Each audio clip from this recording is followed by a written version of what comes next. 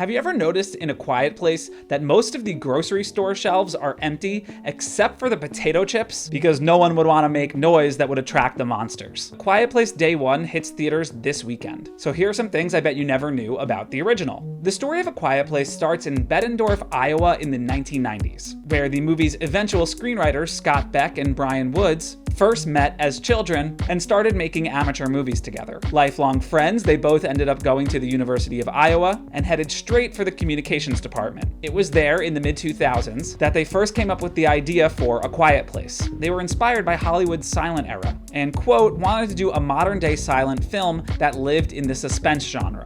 But they wouldn't write the script until 2016. Beck and Woods first conceived of it as a low-budget project that could be shot for next to nothing in Iowa. Their initial script contained just one line of spoken dialogue, and because the movie was so visual, they included full imagery in their screenplay, as well as some unusual stylistic choices, like an entire page with just one word on it. Their agent sent the script to Michael Bay's production company, Platinum Dunes. Bay really liked it and came on as producer. He had a first look deal with Paramount at the time, so he sent it over to them, and within days, the studio bought the movie. During the rewrite process, a Paramount executive suggested that A Quiet Place could cross over with the Cloverfield franchise. That's right, A Quiet Place was almost a Cloverfield movie. But by the time Beck and Woods handed in their final draft, it was clearly good enough to stand on its own. Platinum Dunes sent the script to John Krasinski with the idea that he would play the father. Krasinski had just worked with Michael Bay on 13 Hours, and Krasinski really connected to the idea in the screenplay of parents protecting their children, as he had just had his second child with Emily Blunt. Seeing his enthusiasm, it was Blunt who suggested that Krasinski direct the movie himself. The producers apparently agreed because when they heard his vision for A Quiet Place, they hired him as director and allowed him to revise the script. Krasinski had only directed 2 indie dramas and 3 episodes of The Office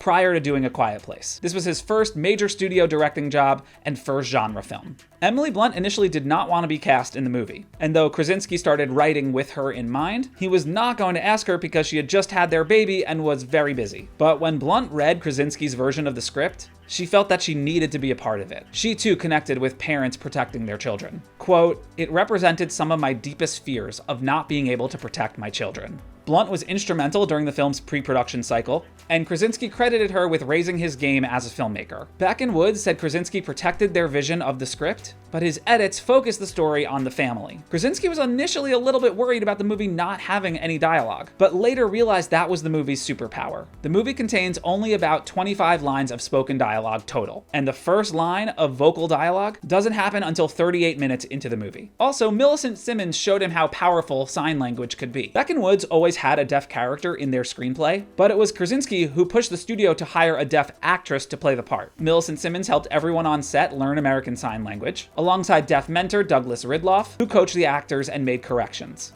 The use of ASL in the movie came about when Simmons showed Krasinski some ASL translation of some of the dialogue. Krasinski found it to be so much more cinematic than saying the words would have been. The signing in the film is reflective of the characters' mindsets. The father had short, brief signs, which showed his survival mentality. The mother was more expressive, and the daughter was defiant, as teenagers are. In the script, the father originally signed "I love you" when he was saying goodbye, but it was Simmons who suggested he say "I've always loved you." This change made Krasinski cry on set. Paramount gave the movie a relatively small budget of $17 million. A Quiet Place started filming in May of 2017 in upstate New York, specifically in Dutchess and Ulster County, with days in Beacon and New Paltz. And they shot the entire movie in just 36 days. Krasinski hired local farmers to plant 20 tons of corn for the movie. During production, the crew tried to make as little noise as possible and recorded a lot of the film's sound effects, like the rolling of dice on a game board, on set the day of. Those sounds were then enhanced in post-production. Everyone was very nervous about putting a real-life baby in a padded box, but the parents of the babies that played that role were supportive, and they shot those scenes as quickly as possible. Emily Blunt did the bathtub scene in one take, and after Krasinski called cut, she simply asked the crew, "What's everyone having for lunch?" Real photos of Krasinski, Blunt, and their actual children are seen in the movie, and it was John Krasinski himself who put on the motion capture suit to play the creature in the film. Speaking of the creatures, their design wasn't nailed down until pretty late in the post-production process, and some incomplete effects shots of the creature elicited laughs during test screenings. The creatures were originally going to have these rhino-like horns coming out of their faces, but the horns were removed because they weren't scary enough. The creature designers referenced animals like prehistoric fish, black snakes, and bats, as well as bog people, which are human cadavers that end up naturally mummified in peat bog, that then turn black. Bats also provided the inspiration for the creature's echolocation clicking sound effects. For the moments in the film that give you the daughter's point of view,